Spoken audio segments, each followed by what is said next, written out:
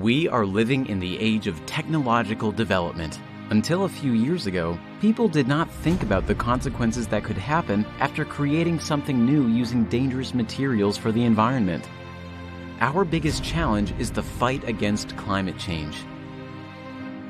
There are a lot of reasons for global warming, and fluorinated gases are among them.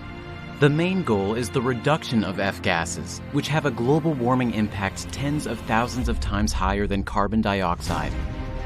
Only by using refrigerants with a low global warming potential and eliminating the greenhouse effect, we can achieve a sustainable future.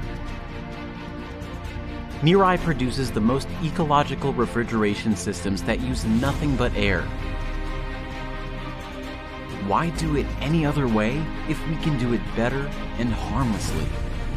We urge the international community to discontinue the use of harmful refrigerants. Mirai, save the planet with us.